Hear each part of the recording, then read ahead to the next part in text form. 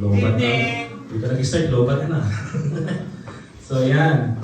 We are here to announce that our church will celebrate its 12th anniversary on February 14. Familiar ba sa date na to, February 14? Uy. Punong-puno ang Pilipinas niyan. So February 14 is actually a day that also marks Love Month.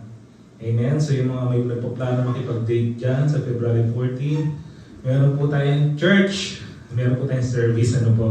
And we encourage everyone, what a better way to honor God's love than by sharing the gospel of Jesus Christ with those who need it most, right? This year, we want to make our celebration more meaningful by reaching out the lost. So, ang target po natin this anniversary, makapag-reach out tayo na kahit isa lang. Amen. Siguro naman po may mga friends tayo kahit isa lang. Tama po ba? May kakilala tayo sa office, right? Meron tayong kakilala sa kasama sa bahay na pwede natin i-invite on February 14. So what we want you to do is, how you will participate is by first scanning the QR code. Okay? Tapos fill out the form. Nakalagay po dyan kung anong pangalan yun. Yung pangalan na gusto nyo invite. And his details, yung numbers and everything po. And then we will pray together as a church. Amen? So bago pa dumating yung February 14, pinapipray na natin yung person na gusto niyo pong i-invite sa February 14. This is actually our engaging event po. So, we are encouraging everyone na mag-invite. Kahit isa lang. Kaya naman, tama po ba? Kaya natin? Amen. Parang hindi kayo sigurado. Amen? Kaya natin. Tama po ba? Right? Amen. Tayo po ay ginagamit ng Panginoon sa Saudi Arabia para di lamang magtrabaho, kundi magpahali ng salita ng Panginoon. Amen po ba? Right? So, welcome po sa lahat sa ating evening service, our 6:30 p.m. service. So, right now, we will be talking about the life of a centurion. Last 2 weeks ago, si Pastor John po ay nag-preach about Nicodemus, right? And last week, si Alfred po nag-preach. And right now, we're on the 3rd week of our series, The Cross. This is actually a 4-week series. So next week will be the last episode ng itong The Cross natin. And I hope sa lahat na narinig natin na preaching ay nagbabago, natatransform yung heart natin. Amen po ba? Yan. We reflect on unlikely moment of faith. Actually, it's a Roman centurion, a man surrounded by cruelty and violence. Familiar ba kayo sa centurion? Right? Kapag magmamarch, di ba, sa atin sa Pilipinas, mayroong mga parade. Sa Pampanga, usong-uso to, may pinapako, di ba? So, mayroong mga may humahampas, kunyari sila daw yung centurion, right? So, tonight, we will talk about the centurion's revelation, seeing Jesus for who he truly is. Amen. Paano ba nakita ng centurion na to kung sino si Jesus Christ? Amen. Tayo po tumayo. If you have your Bible with you, I want you to open it in Luke chapter 23, 44 to 49. Sabay-sabay po natin basahin. Because now, about the 6th hour, and the storm of the whole land of the 9th hour, while the sun's light failed, every earthquake and was stormy. Jesus calling out with a loud voice said, Father, into your hands I commit my spirit. And having said this, he breathed his last. Now when the centurion saw that it had taken place, he praised God, saying, Certainly, this man was Jesus. And all the crowds that had assembled for this spectacle, when they saw what had taken place, returned home beating their breasts. And all these acquaintances and the women who had followed him in stood at a distance watching these things. Talon po tayo ng Matthew. And Jesus cried out again with a loud voice and yielded up his spirit. And behold, the curtain of the temple was torn into two, from top to bottom. And the earth shook, and the rocks were split. The tombs also were opened, and many bodies of the saints who had fallen asleep were raised. And coming out of the tombs after his resurrection, they went into the holy city and appeared to many. When the centurion and those who were with watched over Jesus, so the earth made and on one place. They were filled with awe and said, truly, this was the Son of God. Let us pray. Lord, salamat Panginoon sa gabing ito, Diyos, sa life ng bawat isang na narito. Thank you for drawing us here, Panginoon. And we believe, Lord God, na meron kang mensahe para sa bawat isang. We pray, Lord God, na you open up our hearts and our minds, Panginoon, na maunawaan namin, maintindihan namin, Panginoon, ang nais mong sabihin sa aming buhay, Lord God, sa aming bubulay-bulay na salita mo po, Diyos. We pray, Lord Jesus, na we ask for your Holy Spirit to minister to us, O God. Maraming pong salamat. This is our prayer in Jesus' name. Amen. Amen. So you may be seated. Hallelujah. So may tatlong bagay lang po kong nais i-share sa inyo sa gabi ito. The first point that I want to share is the centurion's background, an outsider witnesses the divine. Amen. Kasi during that time po, ang mga Jewish is under the rulership of the Romans. Amen. Napanood niyo na ba yung Passion of the Christ? Familiar ba sa inyo? Or nabasa niyo na ba yung Bible niyo about sa crucifixion ni Jesus Christ? Okay, si Centurion, they are actually outsiders. Malaki yung pagkakaiba natin. Tayo mga expat, we are outsiders. Tama ba? Dito sa Saudi Arabia. Amen. Familiar, naalala niyo pa ba yung first time yung dumating dito sa Saudi? Amen. Yung first time mo mag-abroad, tapos dito ka pa, meron ba sa inyo nag-desire? Pagka-graduate ko, gusto ko Saudi Arabia. O gusto ko makakita ng sand, di ba?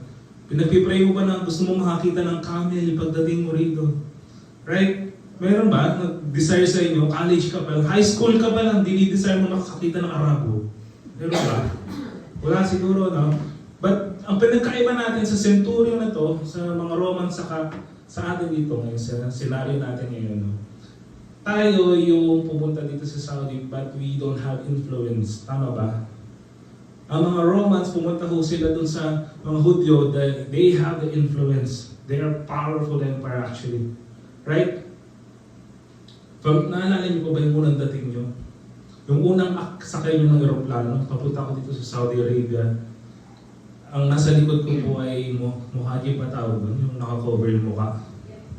No, Saudi na babae siya na nakatakip yung mukha. Tapos tinapik ako ng stewardess. Sabi yung, sir, baka pwede kayo magpalit ng chair nung babae. Sabi niya gano'n. Bakit po? Sabi kasi lalaki yung katabi niya. Bawal pala sa kanila yun. Especially kung hindi nila kalala. So nagpalit kami ng upuan. So good gesture, sige, palit kami ng upuan. Hindi ko naiintindihan yung totoong reason bakit siya nakipagpalit. Late ko na nalaman bakit siya nakipagpalit. Yung lipad namin ng aeroplano, ilang oras po from Philippines to Saudi, yung straight flight. 10, di ba? Binuksan ko yung monitor. Ayaw bumukas. Imagine mo, first time kong lumipad, mag-abroad.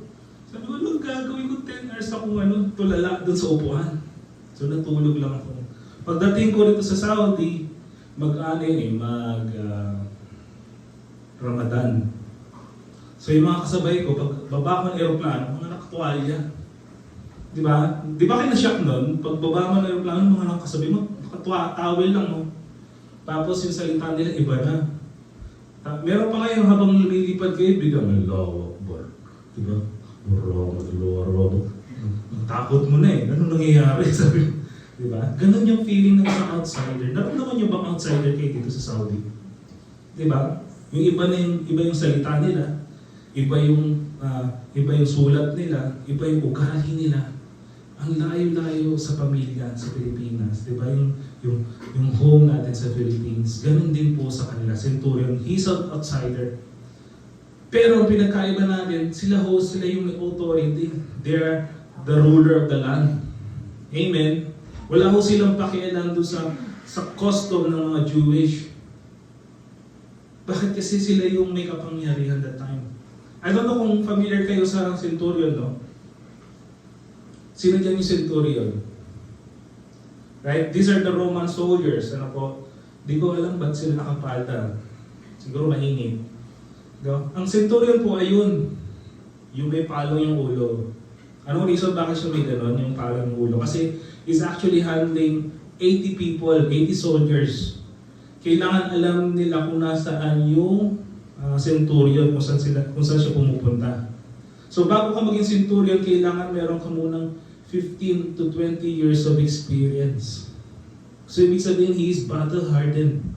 Marunong siya sa war, marunong siyang bumasa, kasi hindi ka pwede maging centurion kung hindi ka marunong bumasa, hindi ka marunong sumulat. Kailangan marunong illiterate ka kung baga.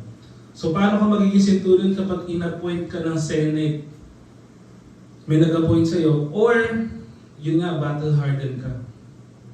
Meron kang tactics, familiar ka sa mga trainings. At the same time, ang mga centurion po or Roman soldiers, they are very harsh pagdating mo sa disciplinary. Hindi huusakan nila yung pasensya na sir, tao lang nagkamali. No. Very harsh po sila. Bakit? Kaya kasi ganun yung kinagisnan nila eh. They were very cruel na tao. And they are actually thinking na they're higher than anyone else. May namit na ba kayong gano'n? Yung tingin niyo sa sarili nga, manager ako, T-boy ka, ako yung sundin mo, di ba? Ako yung may pera, sunod ka. Right?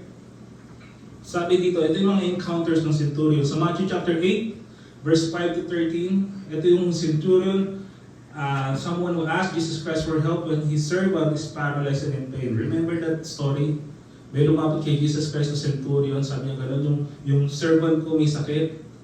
Tapos sabi ni Jesus, sige puntahan natin. Sabi ni centurion, hindi na kailangan, sabihin mo lang.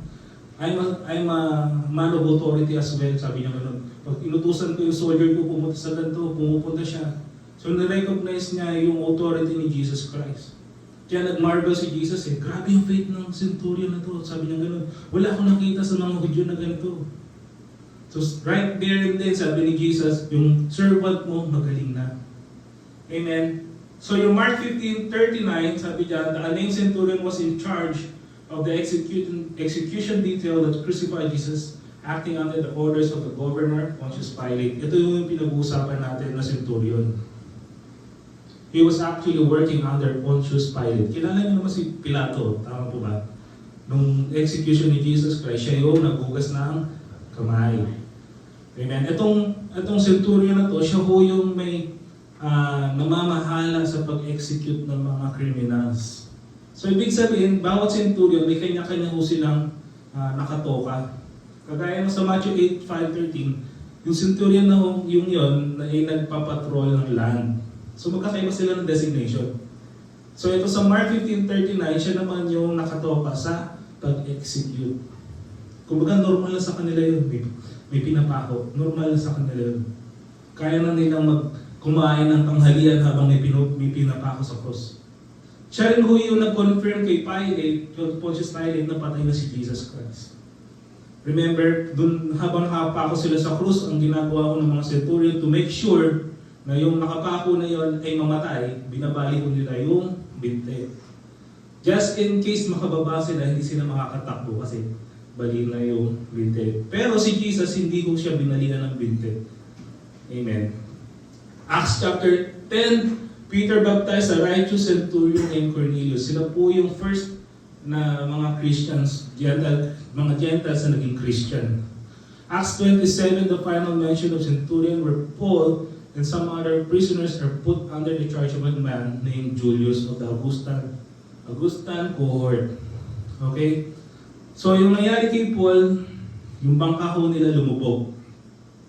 So iniisip po ng mga soldiers ay nakawala ho yung mga prisoners. Alam niyo po ba ang ruling ng mga soldiers, kapag may nakawala na isang prisoner, katumbas ko na yung buhay nila.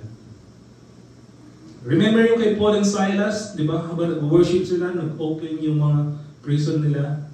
Akala nung prison guard na tumakas na sila Paul and Silas. Sabi niya, kikitlin niya na yung buhay niya. Sabi ni Paul, nandito kami lahat, don't harm yourself. Bakit? Kasi ganun yung rulership nila. Ganun yung rules nila. Kapag may nakawala dyan na isang prisoner, katumbas ng buhay mo. Amen? So ibig sabihin kapag nagbantay talaga sila, bantay. Bakit? Kasi kapag nakawala yun, buhay mo yung kapalit eh. Tama ba? Ay, gets nyo? Nandiyan ka ba ba? So Matthew 27 verse 50 to 54, sabi niyan, And Jesus cried out again in a loud voice and yielded up his spirit. And behold, the curtain of the temple was torn in two. Ito po yung mga nangyayari nung si Jesus ay mamatay na. Okay? Ano yung mga naging ganap? The curtain of the temple was torn in two. Nagkaroon ng earthquake. Nag-split yung mga rocks. The tombs were open. The centurions and those who are with him were filled with awe. Diba? Tapos sa kanila sinabi na this truly was the Son of God. Bakit? Kasi hindi lang naman si Jesus yung pinako nila ng buong buhay na yun. Kumbaga trabaho na nila yung everyday na nilang ginagawa. Pag merong sentensyado na prisoner na ipapako, sila yung nakatoka doon. Natanong niyo na ba ito sa sarili niyo? Totoo bang may Diyos? Remember, kung babasahin niyo po yung mga previous verses bago po siya ipako, ano pong ginagawa kay Jesus Christ? Diba? Minamak nila si Jesus. Tapos ang ginawa, nilagay siya ng corona ng tinik, diba? Even dun sa cross niya nakalagay, Lord of the Jews, dun sa Indri nakalagay, diba? King of the Jews nakalagay. So habang nakapako si Jesus Christ, minamak ng mga Pharisees. Sabi nila, kung totoong Diyos ka, kung totoong anak ka ng Diyos, bumaba ka dyan. Save yourself. You can save others, but you cannot save yourself. Sabi pa nila kay Jesus, kapag ikaw nagawa mong bumaba dyan, maniniwala kami sa iyo. Amen? Pero kung titignan niyo po, kung babasahin niyo po ang Biblia, ano yung miracle na ginawa ni Jesus? Hindi mo sila niniwala. Di ba? Ang daming miracle. Nagpagaling si Jesus, yung bulag nakakita, binuhay niya si Lazarus, and yet these people never believed in Him. Hindi sila naniwala kay Jesus Christ. Naging question niyo na ba ito sa life niyo? Totoo ka ba, Lord? Pero nasa niyo ba yung may pinagpipray ka tapos hindi nangyari? And you blame God? May pinagpipray ka na exam tapos hindi nangyari yung inaasahan mong result? Right? Totoo ka ba talaga, Lord? Nung panahon ng Monday, ang dami kong nag-question sa Panginoon, totoo bang may Diyos? Panahon ng pandemic, ang dami kong nag-question, may Diyos ba talaga? Pinabayaan na yata kami ni Lord. Amen? Ang dami kong tumalikod sa Panginoon ng panahon ng pandemic, ang dami kong nanlamig that time. Tama po ba?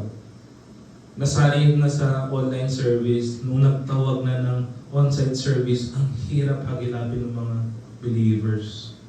Naging question na rin po ito sa heart ko one time. Kung totoo ba si Jesus, kung totoo bang may Diyos. Dumating ho kami mag-asawa sa punto na nagkaroon ho kami ang wife ko nagkaroon ng miscarriage. You've been praying for a baby for a long time, di ba? And for the second time, nagkaroon ho ng miscarriage yung wife ko. That was the turning point. Sabi ko, Panginoon, totoo ka ba talaga? I've been serving you since I was 8 years old. Bata pa ho lang kami, dinadala na ho kami ng magulang namin sa church. And we've been serving in the ministry since I was 8. Ilang taon na ho ako, 24 na ho ako ngayon. Huwag na kayo mapila. So naging question mark sa akin yun. Sabi ko sa Panginoon, tagal ko nang pinagpipray ko, Lord. Bakit kinuha mo? Totoo ka ba talaga? Di ba? Nagsiserve ako sa iyo, tagal ko nagsiserve, bakit ganun, Lord? Amen. Tapos yung company na pinapasukan ko, bigla na lang bankrupt na. Imagine niyo, no? From that time, nagsunod-sunod din. Magka-question talaga yung heart ko. Ang tagal kong nagtrabaho sa company ko. 12 years po ako na sa company, tapos biglang wala na. 12 years old, wala akong nakuha sa company namin, benefits. Di ba? Parang sasabihin mo, Lord, deserve ko ba ito? Totoo ka ba talaga? Minsan kasi we are praying to God, pero hindi natin alam kung nagpipray ba tayo o nagdidimat tayo sa Panginoon. Minsan na meron nagpipreach po na sa street preacher, no? Sabi niyo gano'n, nagpipreach yung street preacher, biglang may lumapit na lalaki. Sabi niya, hindi totoo may Diyos. Kinuha niya yung mic ng preacher, sabi niya, God is not real. Sabi niya gano'n. Kung totoo may Diyos, dapat may girlfriend ako ngayon. Biro mo yun yung pamantayan niya, sinisigaw niya doon sa street. Hindi totoong may Diyos. Bakit? Kasi kung totoo may Diyos, dapat may girlfriend ako ngayon. Yun lang yung pamantayan niya. Minsan meron tayong mga questions sa Panginoon, tama po ba? Lord, we've been praying for this. Anong nangyari, Lord? Di mo ba ako narinig? Di ba ako deserve? So habang binabasa ko po itong verse na to, no, parang nakita ko yung sarili ko sa mga Pharisees. Nagpipray ba ako or nagdidemand ako sa Panginoon? Am I praying? Am I really praying? Or nagdidemand ako sa Lord, gawin mo to. Gusto ko tong bagay na to. Gawin mo po ito. Mukhang tama naman, pero hindi nagdidemand pala ako. Amen. Sabi dito ni Peter, so Peter opened his mouth and said, "Truly, I understand that God shows no partiality, but in every nation, anyone who fears Him and does what is right is acceptable to Him." Ang Panginoon ho ay hindi namimili ng tao. Tama po ba? Nag-reveal ho ang Panginoon doon sa centurion. Hindi naman pinili ng Lord na, ay hindi ka Jew. Diba? Gentile siya eh. Pero nag-reveal ang Panginoon sa kanila at sa kanya at sinabi niya na ito ay anak ng Diyos. So ang Panginoon hindi ko siya namimili ng tao, hindi ko siya namimili kung anong background mo. Tama po ba? Amen. This verse reminds us that God's revelation isn't confined to a specific group of people. The centurion's story shows that God's grace is for everyone. Para sa iyo at para sa akin. Sabi mo, sa katabi mo, para sa iyo, para sa akin din. Amen. For believers, this challenges us to share the gospel boldly, knowing that no one is beyond God's reach. Amen. Ang salita ho ng Diyos walang pinipili, tama po ba? Kahit ateista pa yan. Kahit hindi pa siya naniniwala sa Diyos, ang salita ng Panginoon pwede mag-penetrate sa heart ng isang tao. Tama po ba? Kahit gano'n pa katigas yan. Amen? If you are seeker, kung bago ka sa Panginoon, if you feel far from God or unworthy, know that He sees you and desires to reveal Himself to you. Kung feeling mo malayo ka sa Panginoon, dahil sa lie ng ginagawa ng kaaway, kita ka ng Panginoon. Amen? Nakikita ka ng Lord. Tama po ba? Next point is the power of the cross, a revelation in the midst of chaos. Ano ho ba ibig sabihin ng chaos na yun? Sabi yan, it was now about the 6th hour, and there was darkness over the whole land until the 9th hour. Nung binabasa ko to, ano yung 6 hours? 6 o'clock? 9 ng gabi? Hindi po. 6 hour, ibig sabihin 12 noon nung time nila. Alas 12, tanghaling tapat. Hanggang alas 3. Nagkaroon ho ng darkness. Kung babasahin niyo po yung word na darkness dyan, it is actually equates to God's judgment. Siguro naman familiar tayo sa 10th plague of Egypt. Tama ba? Narinig niyo na ba yun? Isa ho sa mga plague sa Egypt is darkness, nagkaroon ng kadiliman. Sabi ko ng iba, itong darkness na tinutukoy dito is eclipse. Pero I don't know, may nakita na ba kayong eclipse? Naranasan niyo ba makita ng eclipse? Tumatagal ba yun isang oras? Hindi. Minsan, minutes lang yun. 5 minutes, tapos na yun. Kaya nga pag bibidyo mo, maatras ka eh. Kasi maatras din yung, di ba? Kaya sinusundan mo, kailangan matakpan. Pero hindi naman ganun ka-dark, di ba? Kapag nagkaroon ng eclipse. Pero dito sinabi, there was darkness. Kung ikaw nandun sa sitwasyon na yun, habang si Jesus sumigaw ng, by your hands, Lord, I commit my spirit. Tapos biglang dumilim, anong mararamdaman mo? Kakabahan ka ba? Di ba? Pag brownout na lang dito, kakabahan ka eh. Eh yung pang tanghaling tapat, biglang nagdilim. Tapos sabi dito, and behold, the curtain of the temple was torn into two, from top to bottom. Actually, kung babasahin niyo po yung Old Testament, hindi po siya curtain. Before, it was just a veil. So yung mga kinasal, di ba? Kapag yung bride, naglalakad, meron mo siyang veil. Pero hindi ibig sabihin, kapag naka-veil, hindi mo kita yung mukha ng babae, di ba? Aninag mo yung mukha pa rin niya, di ba? Kasi ang nipis lang. Ganun lang dati sa temple ni Lord. Pero dahil sa tradition ng mga Jews, dahil sa kanilang mga emote, yan, naging curtain. Kumbaga pumapal siya ng pumapal. Kaya nga kinailangan ng Panginoon hatiin yung curtain na yun. Ano ang symbolism ng paghati ng Diyos doon sa curtain, it means removal of the barrier between God and humanity. Kaya ako tayo nakakapag-praise and worship ngayon. Amen? Kaya ka nakakakanta sa Panginoon kasi ito yung ginawa ni Jesus Christ. Kaya ka nakakatawag sa Panginoon, kaya ka nakakapag-pray is because yung ginawa ni Jesus Christ sa cross. Ito yung result, di ba? The curtain of the temple was torn into two. From top to bottom, the earth shook, nagkaroon ng lindol, and the rocks were split. Amen. The centurion wasn't moved just by Jesus' death, but by how He died and the events surrounding it. Sino rito naranasan yung mabugbog? Nasunto ka na ba? Kung babalikan ko yung elementary days ko, yung graduation pic namin ng grade 6 ako, may black eye ko ako. Kasi nakipagsuntukan ako sa classmate ko. Hindi ko naman alam na in a few days magkakaroon ng pictorial for graduation, di may black eye ako yan. Diba? Kita ko yan, kahit may team ako, may black eye, kita. Masyado ko yung judgmental ha. Yan. So, pag tayo nasaktan, minsan gumaganti tayo agad, di ba? Pag nasaktan yung nakanti yung damdamin mo. Right? Minsan sa trabaho, kapag ikaw yung nagpakapagod, overtime dito, tapos pagdating ng panahon, na-promote yung katabi mo, di ba? Ang tagal mo nagtatrabaho. Lahat ng trabaho binigay sa'yo, pero pagdating sa promotion, yung kalahi nila yung promote. Sumasama yung loob natin, tama ba? Kapag nagdadrive ka, tapos bigla kang kinat, ano muna lumalabas sa bibig mo? I forgive you. Totoo ba? Pag nag-away kayo ng asawa mo, ano unang lumalabas sa bibig mo? Balik yan sa magulang mo. Diba? Pero nung si Jesus Christ po, binugbog.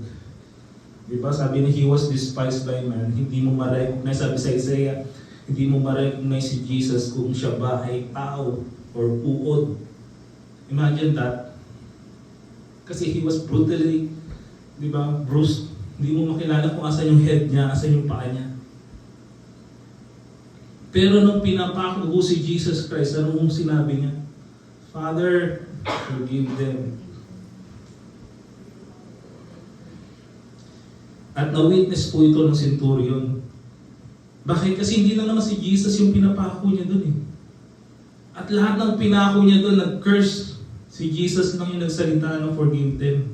Minamak po si Jesus Christ ng mga Pharisees, pero wala akong sinabi si Jesus. Diba nung sabi ng Pharisees, bumaba ka dyan. Paano na lang kung bumaba talaga si Jesus that time? Pwede ba? Pwede niya bang gawin yun? Pwede naman eh. Sa Gethsemane pa lang, di ba? Nagpipray na siya, Father, kung pwede lang ayoko itong daanan. But not my will, but your will be done. Ibig sabihin, pwede siyang tumanggi. Hindi sa dahil hindi niya kayang bumaba doon sa cross. Tama ba? Hindi siya bumaba kasi para sa atin. Alang-alang sa atin. Hindi siya bumaba dahil hindi niya kaya. Hindi siya bumaba dahil hindi pwedeng mapaharap ang bawat isa sa atin. Amen po ba? Sabi diyan, for the word of the cross is folly to those who are perishing, but to us who are being saved, it is the power of God. It is the demonstration of the love of the Lord. Yung cross na yun. Para sa mundo, kalokohan yan, di ba? Pero para sa ating mananampalataya, ito ay pag-ibig, pagpapakita ng pagmamahal ng Diyos sa atin. Here's another thing. When life feels chaotic or overwhelming, remember that God's greatest revelations often come in the midst of struggle. Amen. Minsan lang kasi hindi natin pinapakinggan yung boses ng Panginoon. Mas naririnig natin yung nangyayari sa paligid natin. Amen. The tearing of the veil is especially significant. It symbolizes the removal of the barrier between God and humanity, opening the way for all to approach Him. Kaya tayo ngayon nakakapagpuri sa Panginoon kasi sa ginawa ni Jesus Christ. Right? Last point po, the centurion's confession, a simple but powerful proclamation. Ano yung proclamation niya? Truly, this was the Son of God.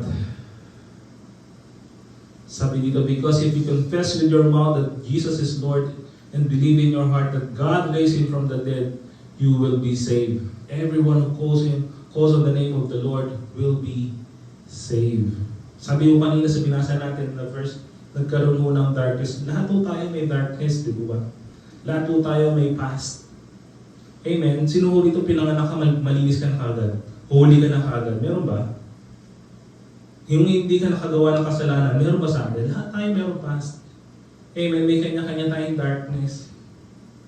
Pero, andun yung pag-ibig ng Lord. Sabi niya, if you confess with your mouth that Jesus is Lord and believe in your heart that God raised Him from the dead, you will be saved. Nag-uumpisa yung pananampalataya natin sa pag-acknowledge kung sino si Jesus Christ sa buhay natin. Diba? Nung unbeliever ka pa, ang tingin mo kay Jesus, siya lang yung bumaba sa heaven, naging baby, di ba? Pinanganak nung December, right? December 25 daw. Namatay nung April kasi mahal na araw. Ganun lang yung senaryo natin. Pero nung naging mananampalataya tayo, nagkaroon tayo ng mas malalim ng pagkakaunawa. Sino si Jesus Christ? Ano bang ginawa niya sa cross? Amen? So, sa verse na to, Matthew 16, verse 16, you are the Christ, the Son of the living God. Nung tinanong mo ni Jesus, sino ba ako sa inyo? Sabi ni Peter, you are the Son. You are the Christ, the Son of the living God. The centurion's confession reminds us that faith begins with acknowledging Jesus for who He is. It doesn't require full understanding or perfect knowledge, but a willing heart to respond to God's truth. Amen. Hindi mo kailangan na basahin yung buong Bible para lang sabihin mo na susunod ako sa Panginoon. Amen. Yung makita mo lang yung ginawa ng Diyos sa buhay mo.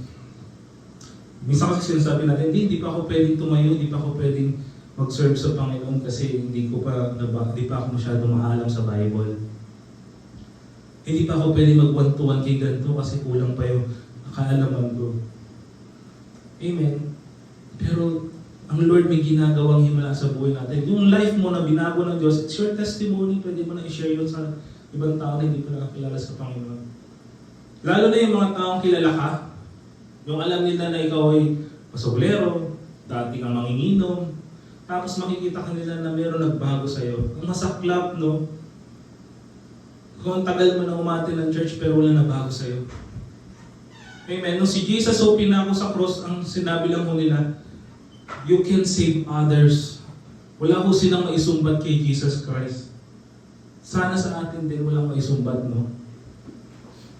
Yung tipong pagkita sa'yo, Kristiyano ba talaga yan? Ganyan ba yung mga Christian? Di ba yung narinig natin, no? Lastly, the call to see and proclaim. Amen. Alam kong gutom na yung iba. Right, sabi dito, Jesus said to her, I am the resurrection and the life. Whoever believes in me, though he die, yet shall he live, and everyone who lives and believes in me shall never die. Do you believe this? Naniniwala ko ba ito? Na pagdating ni Jesus Christ, kasama tayo sa resurrection. Yung sa last days, di ba? O gusto niyo maiwan? Meron ba gusto maiwan dito pagbalik ni Jesus Christ? Mag-sign up na po kayo, magsisend po sa inyo si Celeste ng form, yung mga gusto maiwan. Ha? At least pag alis namin dito, may maglilinis ng church, no? Amen? Okay na ba sa inyo yan? Sabi dito, therefore, since we are surrounded by so great a cloud of witnesses, let us also lay aside every weight and sin which clings so closely, and let us run with endurance the race that is set before us, looking to Jesus, the founder and perfecter of our faith, who for the joy that was set before Him endured the cross, despising the shame, and seated at the right hand of the throne. Amen? So habang tayo po ay nandito sa lupang ito, ang tingnan ho natin lagi ay si Lord. Huwag yung mga kasama natin dito sa church. Especially ngayon na mag-i-eleksyon, marami na naman magbabangayan na Christian. Diba? Sa social media. Magtataka ka, Christian ba itong mga to? Bakit sila yung unang-una nag-aaway? Tama ba? Sabi na looking unto Jesus, marami hong natalisod yung pananampalataya nila dahil sa eleksyon. Huwag po tayo maging ganun. Kagayahin natin yung centurion, no? Bagamat hindi siya familiar sa mga nangyayari sa mga Hudyo. Hindi ko niya alam bakit nung pumunta si Jesus sa sa mundong ito, hindi ko siya familiar dun eh. Marahil hindi nga siya nakikinig ng preaching ni Jesus eh. Busy siya mag-execute ng tao eh. Pero at that day, kung makita niya ho yung miracle na yun, nagkaroon mo siya ng pananampalataya sa Panginoon. Amen po ba? For the conclusion, sabi niya, the centurion's story challenges us to see Jesus with fresh eyes. He saw in Jesus what others, religious leaders, bystanders, even the disciples failed to recognize at that moment. Today, meron po tayong advantage po, no? Kasi sa panahon natin ngayon, alam na natin bakit pumunta si Jesus dito sa mundong ito. Ano yung significance ng resurrection ni Jesus Christ. Right? So meron tayong pagkakataon na ibahagi sa ibang tao, bakit pumunta dito si Jesus? Ano yung pagmamahal na yan ng Panginoon? Meron po kong dalawang question na iwan sa inyo sa gabi nito na po. First is this, will you allow the cross to transform your heart as it did for the centurion? Amen. Sa dinami-dami ho na pinako niya sa cross, kay Jesus lang ho nabago yung buhay ho niya. Amen. Na-transform ho yung heart ni centurion dahil ho dun sa crucifixion niya. Sana ganun din tayo, no? I-confront tayo ng love ng Lord, natatransform yung heart natin. Amen po ba? Sabi dito, will you boldly proclaim in word and deed that Jesus is the Son of God? Kung matagal ka ng Kristiyano, sana, I pray, makita sa atin yung pagiging Kristiyano. Tama po ba? Hindi yung magtataka yung kapitbahay mo, yung katabi mo, Kristiyano ka? Sure ka? Yalata ka? Diba? Will you boldly proclaim in word and in deed? Hindi lang sa salita, di ba? Ang dami nagkiklaim Kristiyano sila, pero iba yung buhay nila. That Jesus is the Son of God. Makita sa atin si Jesus. Amen po ba? Amen. Tayo po ito ngayon. Hallelujah. And as we close, Lord, na po. Kami po, Panginoon, ay nagpapasalamat sa gabi nito, Diyos. Salamat sa ginawa mo sa cross, Lord God, for delivering us from our sins, Panginoon, for paying the ransom, O God. Kung sa sarili lang namin, Panginoon, wala po kami magagawa, O Diyos. We thank you for your love and for your grace, Panginoon. Dalangin namin na tularan namin, O Diyos, yung centurion na yun, Lord God, na nabago yung buhay, Panginoon. At we believe, Lord God, na every day, Panginoon, binabago mo kami. Salamat sa grace mo po, O Diyos, na bawat araw binabago mo po kami, O Diyos. From glory to glory, Lord God. Salamat sa buhay ng bawat isa, Panginoon, at sa aming pag-uwi. Kami po'y samahan mo, Panginoon. Bawanin namin ang presensya mo sa aming buhay, Lord God. This is our prayer in His name. Amen. So Romans chapter 15 verse 13, this is what I want to be with you. Sabi dito sa Romans 15:13, may the God of hope fill you with all joy and peace in believing, so that by the power of the Holy Spirit, you may abound in hope. Tapos na po ang ating service. God bless po. See you po next week. We have snack outside po.